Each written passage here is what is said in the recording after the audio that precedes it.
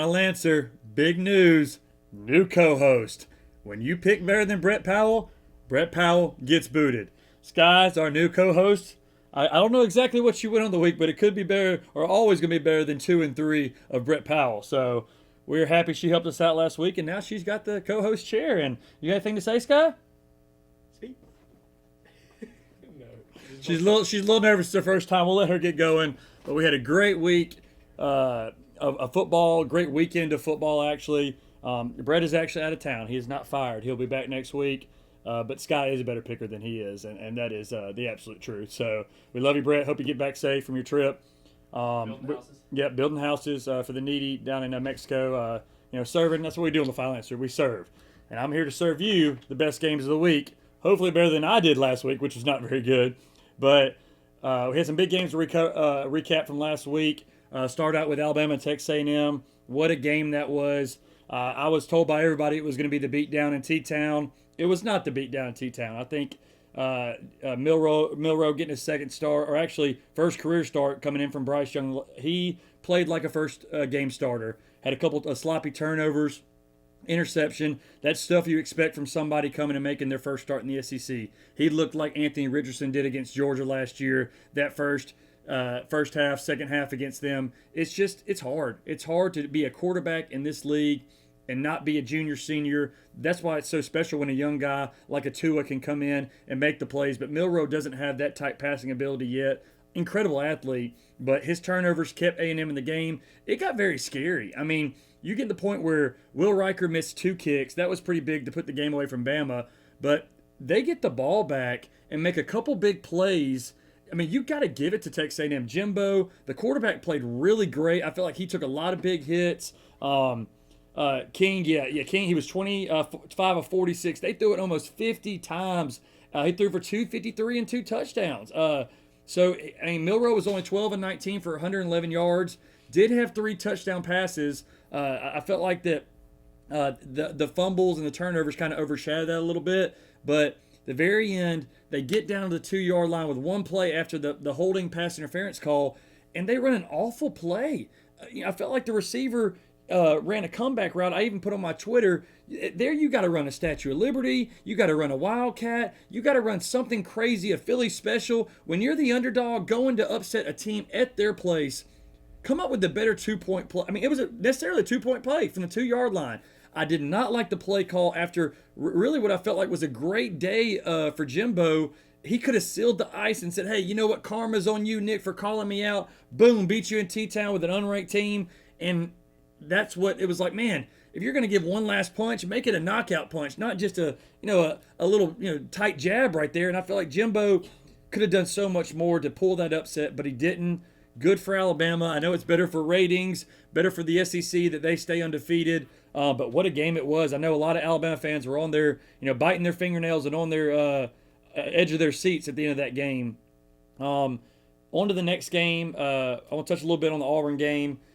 Georgia is doing what Georgia has always done, run the football, play good defense. I felt Ashford, every time he was in the pocket, he was running for his life, getting out of the pocket to make a play, using his legs. That's when he's his best. But you don't get the running game established because you get behind so quick.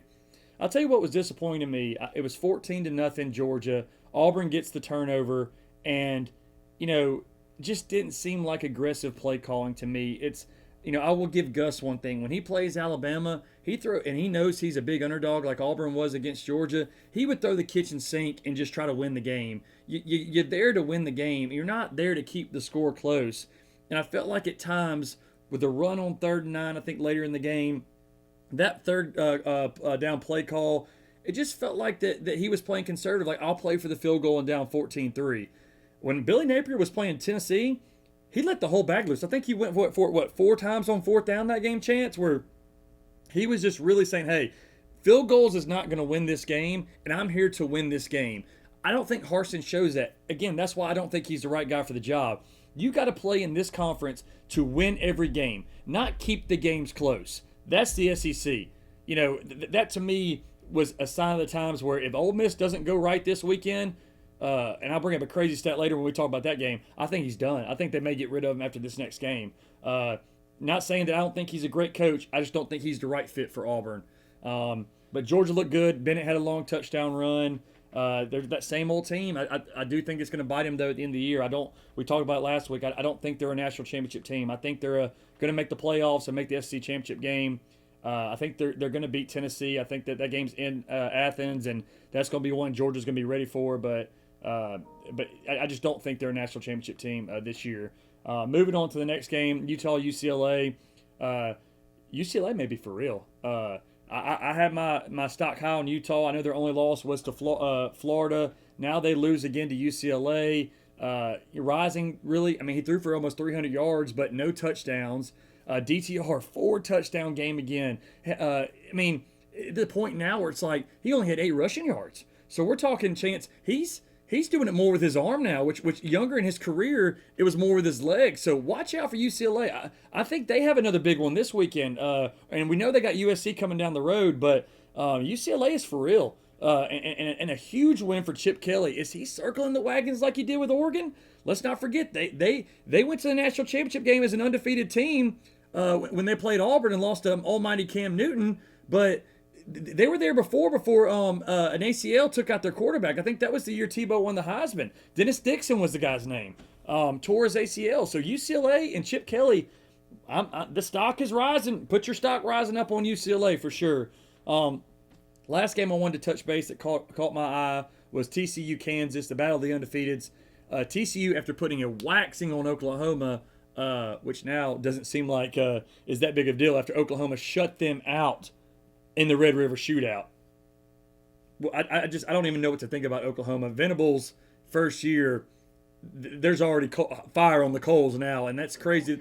Yeah, it's a roller coaster, but they got blown out by Texas. But back to the TCU game. TCU goes on the road. Dugan looked good. They ran the ball. I think 2 guys combined for 130 yards and 2 touchdowns, including Dugan. Like, they looked like they're for real, and they have a big game this week. They play Oklahoma State. So this year is a year where, hey, if you're getting good, you're going to end up playing somebody to see if you're really good. And Tennessee with Alabama this week, Johnson, 206 yards receiving, 14 catches, 206 yards. Johnston was unstoppable against Kansas.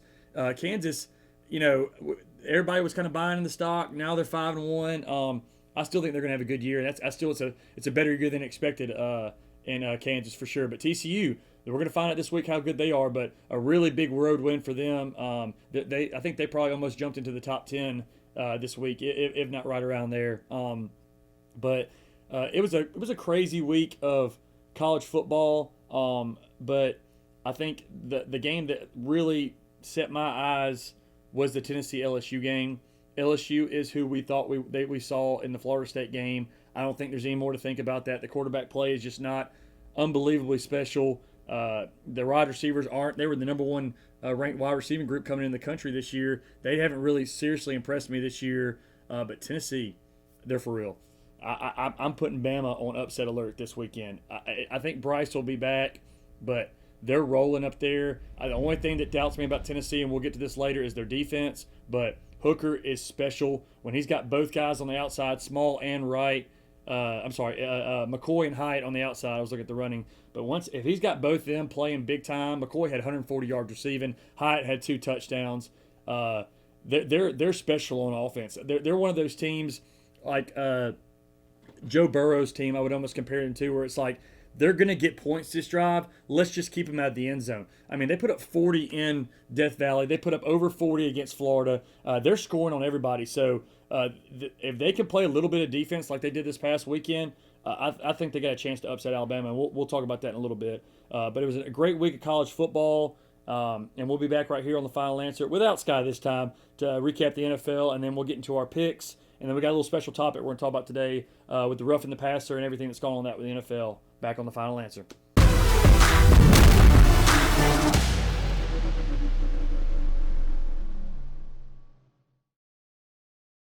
Back on the Final Answer. Riding solo now. No Skye. She's off sleeping. She's done her hard work and got her bacon strips for her great work today. But we're going to bring Chance in a little bit for the picks. But I wanted to recap a little bit of the NFL, what I saw.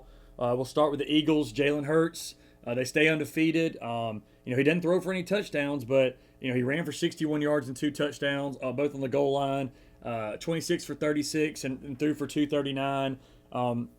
At Cardinals, I feel like this Kingsbury team is right there every year, but they lose games like this where they miss a game-tying kick indoors. That kick wasn't even close, Chance. I mean, it faded out so far right. It's like, that's how close the NFL is. I feel like in the NFL, it's not about covering the spread. It's just win. You just got to win each week. And if you win, people forget all your problems. Everybody's like, man, Jalen Hurts, they're incredible 5-0. They won 20-17. It's not like they were out there like Josh Allen and the Steelers scoring 38 points. And, it was a close game that they could have lost and possibly in overtime if he makes the kick.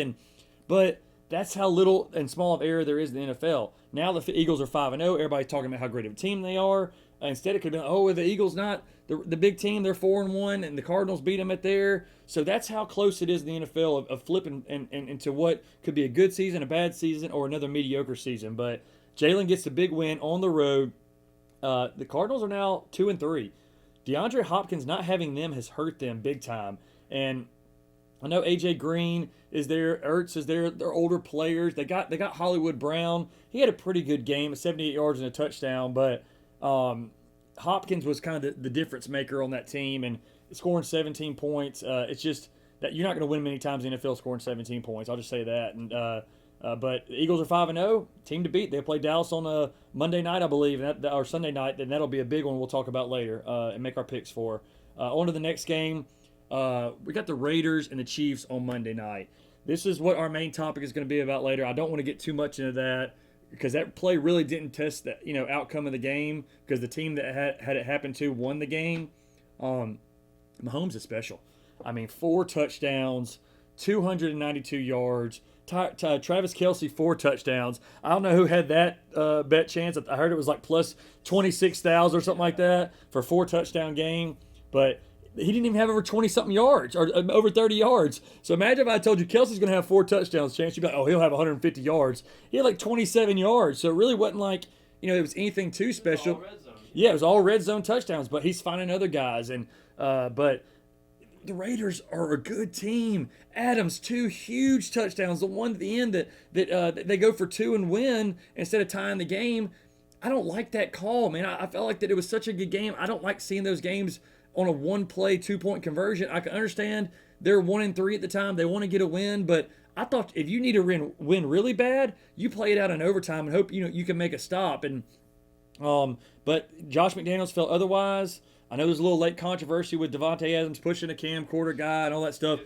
Yeah, he's getting sued for it, but my gosh, he played amazing. I mean, let's not overlook that, because hopefully that guy's okay, but Adams was incredible. Jacobs ran for 150 yards. He was just bulldozing people left and right.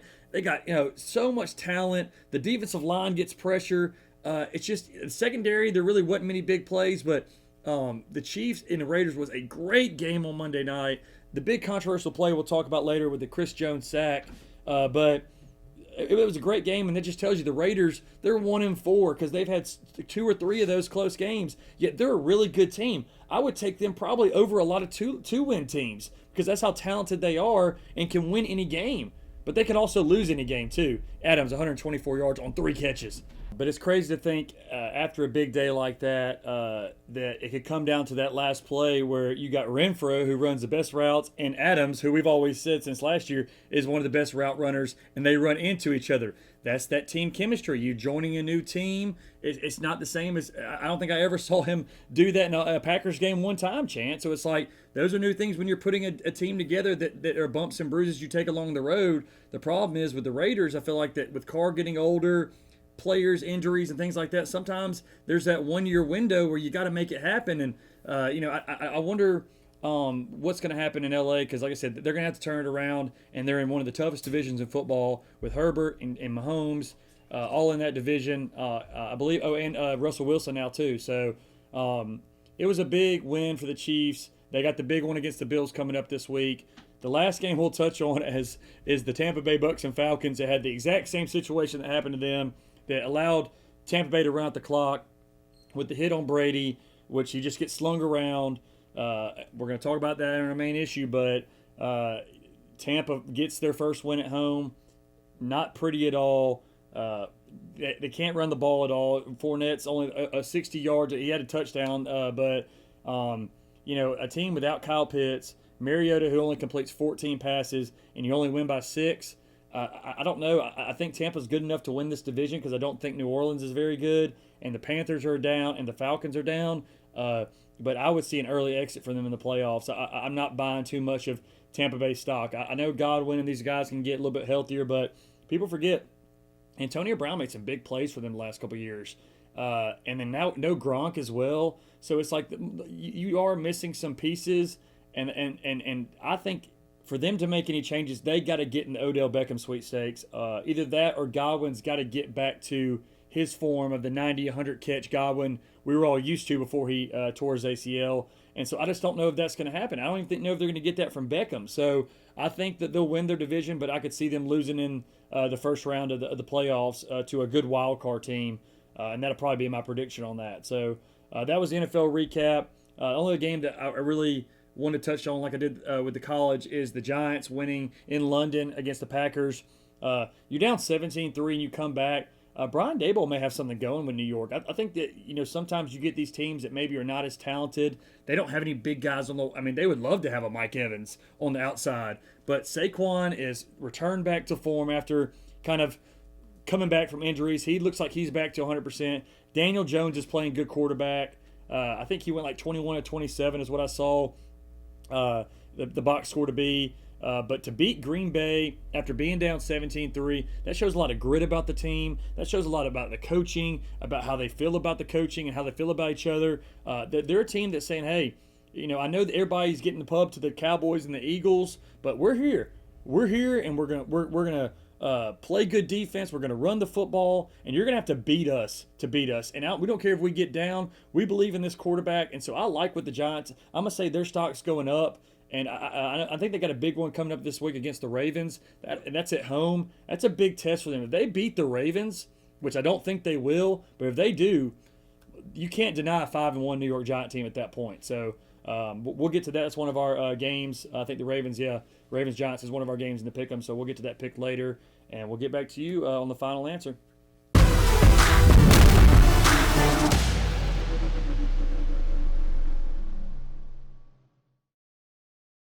Back here on the final answer. Got our producer Chance going to help me with picks this week. Had some big weeks yourself, but Skye goes 5-1 last week. Your dog literally beats us all. Could you believe that she went 5-1? I mean, I had her as my co-host to start the game. I mean, could you believe it? She just kept going right. That's all. Right was right. I don't know. Yeah, right was right. 5-1. You cannot beat that. So, like I said, they got her a co-hosting spot, or at least a credit on the in titles. But we got the big week this week. Another slate. I thought the other couple weeks ago was Separation Saturday. This is the third Saturday in October. This is a Separation Saturday. A bunch of top 25 matchups. A couple top 10 matchups. You're now leaving me. You're good. You can't leave me in the middle of a segment, man. You can't be producer and picker, okay? You got to pick one. I do so much. I know. All right, so let's start with the picks. Penn State at Michigan. Michigan's first test. They're favored by 7. Who do you like? Man, I think I'm gonna have to go with Franklin and Penn State here. Okay. I think he's got something going there, and Michigan at -7. That's a tight score. I think Penn State can get in there. All right, so Chance is going to go Penn State at +7. I'm going Michigan -7. I don't believe in Penn State. I felt like they played a really bad Auburn team, and that's what you're going off of how good they played that game. Okay. I like Michigan. I think McCarthy's the real deal. I think that this is a big home game for them. I'm going Michigan at -7. That's going to be my pick on that one. All right, moving on to the next game. The biggest game of the day. Alabama goes to Tennessee. Bama's favored by 7.5. Are we not all just jumping on Tennessee at +7.5 here? I mean, that's got it. I sure am. Tennessee may not win this game, but they're going to keep it within a touchdown with that offense. And we don't know who's playing quarterback. I assume it's going to be Bryce Young. They're still talking about his timetable to come back. They don't know yet. Yeah, I'm going to say Bryce Young is going to play, but this is a big game. I like Tennessee at +7.5. I think they're going to keep it close. I think they're going to win the game. That's my upset of the week. I'm calling it right here on the final answer. Moneyline Tennessee is going to be one of my plays. For sure. I think Tennessee finally gets over the hump, beats Bama. I don't think Young coming back, it's all just going to be – it's going to be a close game, but there's a point where it's finally going to happen for Yeah. them. It's been since 2006. The Vols got to finally jump that hump. They did it with the Gators this year. I think they do it with Alabama as well. I think you're right. And I think it's going to be a great game. And, of course, you're going to see Saban throw a headset or two, but maybe he's going to lose it. But why are you smiling when you say that? You can tell you got an Auburn fan up here when he's smiling about Saban throwing a headset. A little bit. All right, next game. OK State at TCU. This is more your kind of, you keep your eyes on these teams a lot more, Chance. I've been riding the Spencer Sanders bandwagon in OK State. I know TCU's beat Oklahoma. I know they've beat Kansas. That's not Oklahoma State. I'm going Oklahoma State at plus 3.5. I think they win the game. That's going to be my pick. I'm not saying I'm not sold on TCU. I think they're a good team, but I'm sold on Oklahoma State. I think they get a big road win. I think TCU with Duggan and Johnston, that Johnston caught the ball one less time than both running backs from each team ran the ball. Wow. Like 14 catches, right? 12 or 14, somewhere around 14 there. And 200-something yards, yeah. Yeah, and one of the other running backs had 15, the other had 18 runs, and that was it. So if they are passing the ball that much and he's that successful at it, I think TCU is just going to stomp Oklahoma State's defense. Their defense. Okay. Oklahoma State's offense is still going to score, but their defense is not going to be able to stop TCU. But you like TCU at home? Yes. Okay, all right, good. That's good. I think that's a good one going ahead for us because I'm sold on the OK State stuff. So next game, number 15, NC State at Syracuse. Syracuse is undefeated. NC State not that impressive against Florida State. They should have lost that game. They should have. So I'm going with Syracuse at home. I'm buying the Syracuse hype too. I think that he's been there for a while. Had a good team a couple years ago. Remember they almost beat Clemson? Yeah. That was when Trevor Lawrence got hurt. But I'm buying Syracuse, and I like him at 3.5. I may tease that down to 2.5 but I like the Cuse at home in the Carrier Dome. And I'm going with Wolfpack. Yeah, I think last week was a fluke. They should have lost that game, but I do think they'll get it back together this week, and I think they're going to upset Syracuse. Okay. The Orange are not going to go undefeated. Well, nobody said they were going to go undefeated, man. I'm just saying I think they're going to win this home game. So, jumping way ahead, they will not win the national championship. This is not this pick segment. We're not picking national champions here. But I don't think they'll go undefeated past this week. Okay, got you. All right, next game, Mississippi State at Kentucky.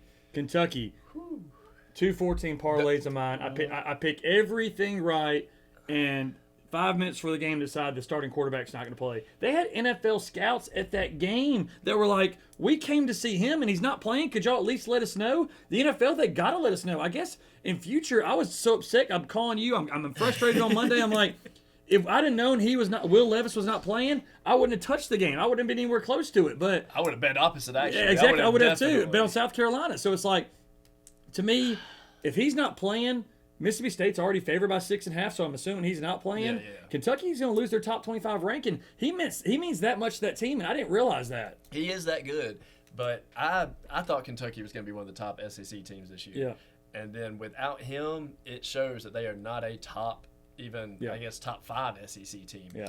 But they ruined so many parlays, not just yours and mine, but across the country. Oh, yes. Across the country. People were complaining like they have to start letting people know sooner. Like, it just, but to me, that proves Kentucky is that they've been good 3 times since the 80s. Tim Couch, Andre Woodson, and Will Levis. So it takes a special quarterback to win there, which tells me Bob Stoops, brother Mark Stoops. Yeah. Brett Powell is so high on him. Being a former Florida State defensive coordinator, I think Mark Stoops is going to get a big job. I think at this point, I know he's put a lot of work into Kentucky, but this year is just showing you he's been there 6, 7, 8 years. He's got all his recruits in, and if a quarterback goes down, he can't even compete against one of the non-weaker teams in the SEC. Like Bama's competing against 2 of the best teams in the SEC, or Arkansas had a healthy quarterback at the time, and they were still winning. If you can't compete with South Carolina, who's really not that great, with just one player missing, because they had everybody on the outside there. I know maybe one of their offensive linemen were missing, but Kentucky, it stinks for them because I thought this was going to be maybe the year they could have made a run. Well, that's what you're pointing out is they never have had a defense. Yeah. Kentucky can get offensive players, Randall Cobb. Yeah. Special players they can always get. But they do not have a defense Stoops, to keep them in these games. But Stoops, that's his specialty. And feel like there has times where in the last couple of years they've had a good defense when they had who was the running back in the NFL that was such a good I can't remember what his name is. I'll have to look back at that. But they ran the ball really well, and they played pretty good defense, but never against the really good teams. Yeah. They were giving up 40, 50 points. We wanted to touch on this. I know Brett wasn't going to be here. Clemson at FSU. FSU now with 2 losses. after the LSU game, everybody was jumping on the bandwagon of Mike Norvell, and I kept saying, hold the brakes, Brett. Yeah. I don't think he's the guy. I think that, man, if y'all lose that game, they would have had 3 losses going into Clemson. They would have had 4 losses because they're going to lose. They're going to lose by more than 3.5 points. I think that line is way too close. Almost it shouts, man, they know something we don't know. Clemson's going to beat them by 7 or more points. That's a fact. That may be my next golden lock of the year. You know, don't carry that to the bank, but I like Clemson at 3.5. What about you? I have Clemson winning at 3.5, but like you said, that line is so fishy. Yeah. And the last time we saw a fishy line like that, it screwed us. So yeah. I'm going with Clemson, but that is something to watch. And I see you added one late one to the board, Minnesota, Illinois. Chance, I'm not gonna lie, I don't know anything about either one of these teams. And so much so that I just checked the schedule on it. This game's on the Big Ten Network. I was saying that neither of these teams have had national televised games, and they still don't. You have to have the Big Ten Network to watch this game. But I did it mainly. A friend of mine, Casey Keys, huge Minnesota fan, Golden Gophers. I did that. I was favoring his team this weekend. So this is a 4-1, 5-1 game. So these are actually 2 teams. You know, Wisconsin's down, Nebraska's still down. Michigan State's down. It's Ohio State and Michigan, but there's got to be some other teams in the Big Ten that are going to come and make a state. And it looks like these are maybe the 2 other teams. Iowa really hasn't done much this year. And granted, Minnesota usually makes a run for about 6 or 7 wins in a season, but that's it. Yeah. So they did beat Auburn a couple years ago. The year that Auburn then beat Bo Nix, and he had a good little run that year. But are they 4-1 or are they 5-1? Which one? Minnesota. Minnesota's 4-1. Okay, and Illinois is finally ranked this week at 5-1. Last time Illinois was ranked. That's a good question. So I guess I'm going to go with Illinois at plus 6.5 at home. If you're usually a ranked team and almost a touchdown underdog at home, that's a recipe disaster for the other team. So I'm going Illinois at plus 6.5. I got you. That's a good one. All right. And who are you going to take? Minnesota? I'm taking Minnesota. Okay, you're taking for your boy. All right, got you. All right, so we're moving on to the NFL. This is your specialty. This is what you've been doing good at least for a couple weeks in a row. We thought until this past weekend. Okay, all right, so maybe not this last weekend. But some crazy stuff happened. I'll at least give you that. Patriots at Browns. We'll start with that game. Patriots, is there a QB controversy? You know, this kid's come in from Mac Jones with his ankle hurt. You know, they shut out the Lions. I mean, not only did they play good against the Packers 2 weeks ago, but they shut out the Lions, who we thought was an up-and-coming team. We were talking week 2 how we were buying in stock of the Lions. And then you go to the Browns. Jacoby Brissett's still the quarterback. They're 2-3. This is hey, are we good or we're a bad team? This is that kind of game. And I like you putting it on there because I feel like somebody's going to be 3-3 and somebody's going to be 2-4. So this is a season break game for either one of these teams. Who you like? So the reason I put it up there is because in my eyes, this is the toilet bowl. These 2 teams right now have proven that they do not need to be competing for playoffs. But between them, I do think that the Patriots are going to get the win because Belichick is not going to lose to a team as bad as the Browns, even at Cleveland. Well, you know, and you remember the Browns were actually Belichick's first head coaching job before he got the Patriots job. Forgot about that. Yes, so that's where him and Saban actually worked together. And Saban was the D coordinator for him. So I think Bill likes and goes like Saban is with assistants. He likes to go back to his old places and win. Yeah. So I'm going the Patriots at plus 3.5, even though they're underdogs. I think the quarterback situation they figured that out now. I don't think there's a controversy. I think Mac's still the guy, but exactly. I think Patriots at plus 3.5. Jets at Packers. Packers lose in London. Whew. Oh my! I don't know what to think of this team. They're so up and down. They're 0-1. I mean, just all the way up. They won 3 straight. Now they've lost, but one of the 3 straight was the Patriots. I'm taking the Jets at plus 7. I think that the Jets are coming on strong. I know that they beat the Dolphins last week at home. That was a big win for them. I know the Dolphins are out without 2 quarterbacks, but the Packers, man, I think that the Packers will win this game, but by 2 or 3, by 3, 1, 4 points. Yeah. So I'm going the Jets at plus 7. I think that's a good call, but I just think after the loss, Rodgers is going to make sure they solidify this win. Okay. I think it's going to be a 10-point win. Wow. Okay. So I'm going to go with the Packers. And then this next game I wanted to introduce Vikings at 4-1. Okay. Who saw that coming this season? Nobody. Nobody saw Kirk Cousins leading any team this late in his career to a 4-1 this early in the season. And then with them going up against the Dolphins, who are struggling with a 3rd-string quarterback, I see this as an easy win for the Vikings. I'm going to say Teddy Bridgewater does play this Sunday. I think that he passed protocol test for the concussion. I think they kept him out 1 week. They're not going to keep him out 2 weeks, but it's not going to be enough. The Vikings beat the Packers to start the season. Everybody was jumping on their train. They lost the following week. Kirk Cousins, I think, threw 2 or 3 interceptions that game. Yeah. But they got stud wide receivers. They play well at home. They play good defense. I like the Vikings at 3.5, even with Bridgewater coming back. There we go. All right, next game we got big one. Ravens at Giants. This is the game I talked about earlier. Yeah. Are the Giants for real? We're going to find out. Ravens coming off the big win. Justin Tucker making the game-winning kick. They're favored by 5. I'm taking the Ravens at -5. I think in New York, Lamar, this is a big stage for him. Big game with the Giants being 4-1. I think Lamar, Mark Andrews hasn't had a big game, I think, in a game or two. I think he has a big game, as in like a 150-yard type game. And I'm taking the Ravens at -5. I agree with you completely. I think the Ravens are just going to prove to everybody that the Giants aren't for real. Yeah, as much as Kyle, I know he loves the Giants, I'm still not buying. I don't even think he's buying the Giants hype yet. I just think he just keeps being surprised they keep winning. But, yeah, that sounds about right. All right, now the 2 big ones. These are the 2 biggest games of the week in the NFL. And probably the biggest confusing because I've not been high on the Chiefs this season by covering the spreads. Yeah. But with this game at 3 and it being the Bills, I don't know. It's such a challenging spread. Bills coming off a huge win. Chiefs scraping by against the Raiders. Showed some weaknesses. Showed some things. I'm going with the Bills, man. Yeah. I think that they are a special team. I know losing Micah Hyde for the season hurts, but they came and just stomped the Steelers this weekend. I like the Bills at 3. I'm going to bet on the Bills as long as I can because I think that's even with Mahomes at home. I think the Chiefs will make the playoffs, but they're just not. I'm with you on that. I don't think they're as good as what they were with Tyreek Hill. I watched at times they struggled. Kelsey's, they kind of keep him over the top, so he's not making any big plays. I like the Bills at -3. I think you're right, and I mean we're just going to have to keep going with the Bills and making these player props with them too because they are just going off for us. Josh Allen is just lighting up those. Every game, passes. Allen throws a deep ball to either Gabe Davis, Diggs scores a touchdown every game. I mean, they're good, man. They're good. They are. Cowboys at Eagles. Whoever thought this game you would be circling this one. Come week 6.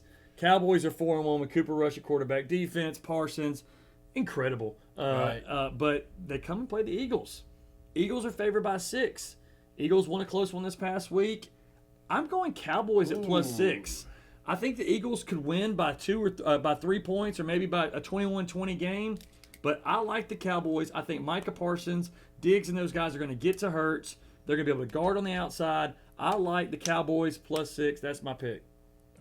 I think you're right in so many ways, and as long as the Eagles can find a way, and isn't Kelsey still one of the linemen at the Eagles? Yes. Okay, as long as they can find a way to keep Parsons from getting in that backfield. Yes.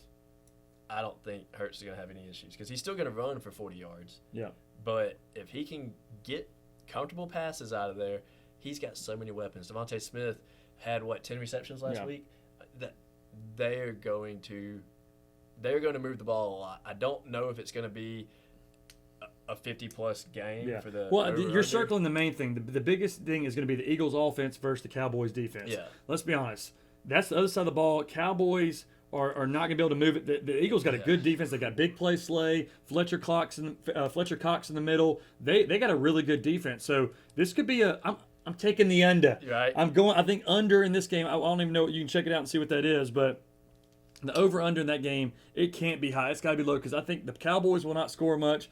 But the Cowboys got a great defense to stop Hurts. It's got to be. I'm going. We don't even know. I'm saying under 42 is what it's at. It's low. Where does it show it? It's got to be low. Prediction time. I'm having issues reading the phone apparently. Where does it show it? All the way down at the bottom. 42. Oh, are you kidding me? Gosh, that should be in Vegas. Nice. 42 is the over-under. I predict that correctly. Take the under. Right. I'm thinking a 14-10 game.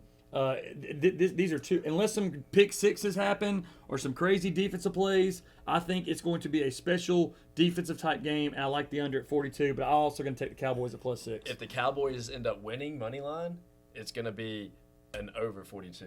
That's the only way Cowboys win is if it goes over. So if it's a close, low-scoring game, you're not taking Eagles. The okay.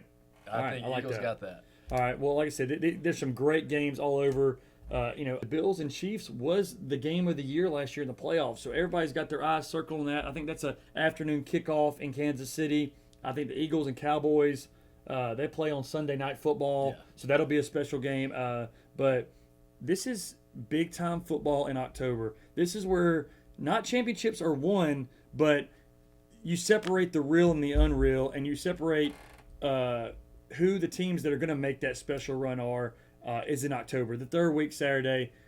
I'm saying the Vols finally do it. I keep circling back to it, but the third Saturday in October, I think it's Tennessee-Alabama football, and it hadn't been a good game really in a long time. I think it finally is that game. I think the Vols do it. Let's go Vols. So hey, we're both on the Vols. We were similar on a lot of picks, but one thing we are similar on is good things on the final answer.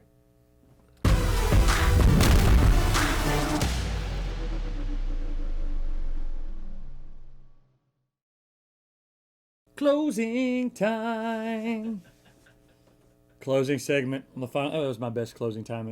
That was The Office, one of my favorite segments too. Stanley's favorite song, but it is closing time here on the final segment of the final answer, and we want to talk about what we've been touching on a little bit during the show, and that's the protection of the quarterback, the roughing the passer calls. We saw two of the most ridiculous calls I've seen. And it's really not just in college. I go back, there's been a couple calls, in the pros, there's been a couple calls in the college game that have been kind of iffy and so-so. But let's really touch on the big ones that happened over the weekend. Was the Chris Jones play against the Raiders on Monday Night Football when he sacks Derek Carr. As he's sacking him, he's actually stripping the ball from him and actually possessing the football, and yes, I'm saying actually a lot, but he possesses the football and falls down, braces himself with the left arm, and then falls on top of Carr and gets called for roughing the passer. It may be the worst call in the history of the NFL. And what's so crazy is that we sat there and talked in the afternoon after Tom Brady got slung. That was the worst call in the NFL history. So you had people saying all day, two of the worst calls in 100 years of football, that it happened on one day, and both of them involved protecting the passer. Where we all know the Bradys, the Allens, the Mahomes, the Rodgers, that's what people come to see, the quarterbacks. We all know that. We all know when teams lose their quarterback, like Miami and like some of these other teams, the Browns, whoever, their seasons go over. And it's look at Denver. What are they going to do without Russell Wilson if he sits out? So they are the money makers. They are what people want to see. They want to see the Manning versus the Bradys. They want to see the Brees versus the Rodgers. Those are what are the big selling games, and what we all know money is what drives the NFL and college football. But I'm telling you this right here: if they do not change this, it's only going to mean bad things for the sport. It's going to turn almost into flag football.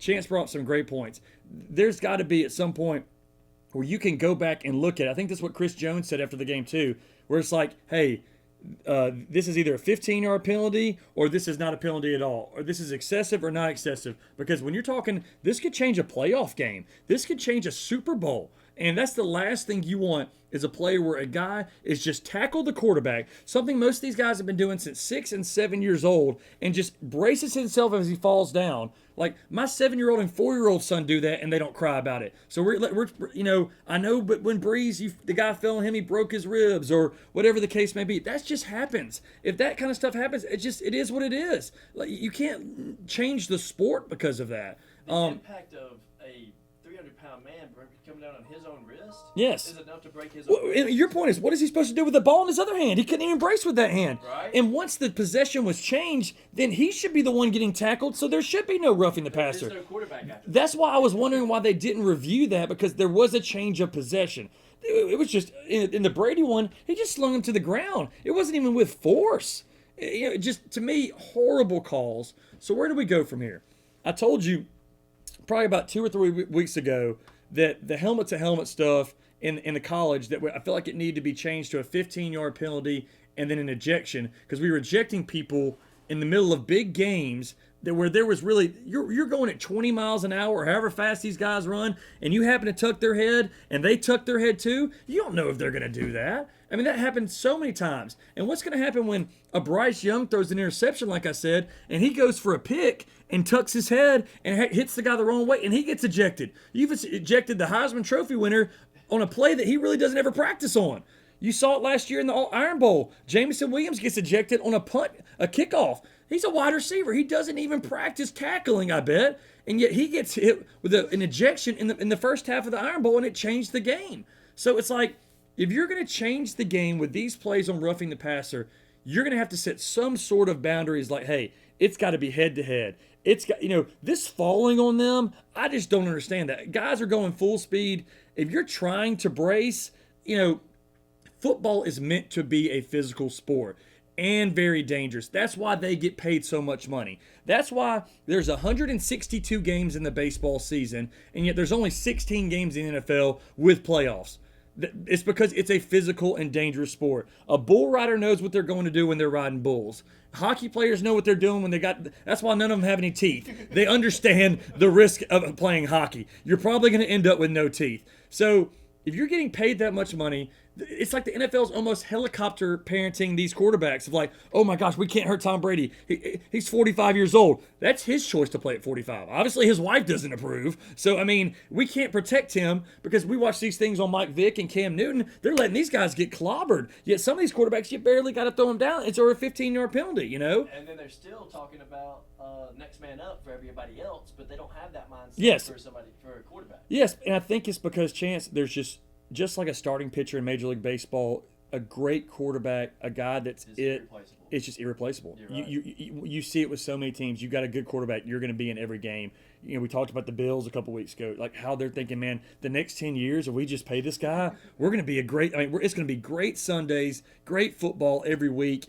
And it's special when you can find a special quarterback. And I think about the years with Tebow, the years with Danny Werfel, at Auburn, the year with Cam, or what. It's just like Bama with A.J. McCarron. It's so fun when you have a quarterback who knows the game, can control the game, because it usually results in really good football. And then when you lose a game, you're like, man, he just had a bad day. But you can live with that, not the struggles of some of these teams like Tennessee and Florida the last couple of years, and Auburn this year, or Miami. It's like when you don't have a quarterback, it's just not. It's almost like depressing to watch. It's just like, or can we move the football? Can we even score? It's just, that's why it's such a delicate issue, and I understand that. But eventually, it is football, and you gotta play football. Some people are wired so different, Chance, that like a Tua, I feel like Tua plays hurt. We were watching the thing on Mickey Mantle. Mickey Mantle's got something on his hip, and he's still playing hurt. Where some guys are like, man, once they get anything, like, all right, I'm out. I'm sitting out. You saw that with Will Levis. I feel like Will Levis, he could have toughed out that Kentucky game and played through that ankle injury, but he's thinking, man, I'm worth millions of dollars. What's this South Carolina game at home after we're not going to win the conference? What does it even matter? I could seriously hurt my ankle and not make the money I'm going to make in the draft coming up. So college and NFL, now they're so skeptical with NFL because of the Tua situation that I feel like they're just really, sitting on thin ice right now. Like they don't want to make another mistake. They don't want to hurt a high-prized employee, as you could say. But it's ruining the game. It's ruining, defensive players. It's like almost like you're showing favoritism. Their job is to tackle. Their job is to get the guy down. You're almost like they just got rid of the Pro Bowl this year because they were just wrapping up and it wasn't football anymore. Is that what it's going to turn to in NFL football? Because, again, that's when you're going to lose a lot of people to the game and a lot of viewers, because people tend in football because they like the violence, they like the action. Like I said earlier, it is physical. It is dangerous. But like we said earlier, football is physical and football is dangerous. Chance, you have something you want to say about it? When you have these defensive ends and tackles already changing the way they played because they were told to these past 2 years, that they have to start bracing for these sacks and tackles and just don't rough this person. Okay, well now you've got linebackers and other people who are running full speed. When they're coming around that end, they have to decide, okay, I've got to hold up now because I can't hurt this man, or they have to change the way they play. They aren't able to play to their full ability, and that's not good. Well, Chance, you've always said too that results in injury. Anytime you're letting up, the certain tweak of a leg or an arm or whatever the case may be, that could be a torn ACL. It's like, I gotta hold up real quick. I gotta stop real quick. Do you know how fast these guys are? Do you know when you're trying to defend Jalen Hurts or Kyler Murray, you're going full speed. If you take any hesitation, he's gonna blow by you. And I think that's what they're saying. If you're going to wrap up on these guys, do you know how hard it is to take down Saquon Barkley or catch Lamar Jackson in the spread? And if you take any sort of thing off, your cleats are in the ground and your ankles are broken, and nobody feels sorry for you about that. Oh, he's down. When Mike Vick was out there chasing and breaking everybody's ankles, everybody thought it was entertainment. But if you happen to get Mike Vick down and break his leg, it's like, oh my gosh, like, why are we doing this? So it's almost like this hypocrisy against the defense. It's like offense they want to see. It's a numbers game. It's a fantasy world now. And, to me, you can't get too much into that because you're going to get away from what football is. These guys get paid a lot of money and they know what they're signing up for, just like a lot of these other professional athletes that do riskier things. No. If they were playing 162 games in football, yes, there wouldn't be many football players out there, but they play a certain amount of games because of that. If you want to take the risk out, either take the games out of it or play 2 quarters or do something like that. Play flag football. Play flag football. There's real and flag. Yes. Don't get away from the game that's so special. You start changing the game up. And I'm not talking about in baseball where they're putting a time clock on the pitchers or stuff like that. When you start changing the actual game, that's when you're going to be getting into big time trouble with viewership and fans, and that cannot happen. But one thing we're not hurting for is viewership and fans, because we appreciate y'all and all your comments and all your likes. And like I said, the show has been great, and we're mid-season through this year. We're doing our best to give you our best picks, but also remember to get... Yeah, hit that like and subscribe, but also gamble responsibly. We'll have Powell back next week. We got our live show coming up. We'll be doing it Top Golf very soon. We're very excited about that, and we're very excited to have you here on The Final Answer.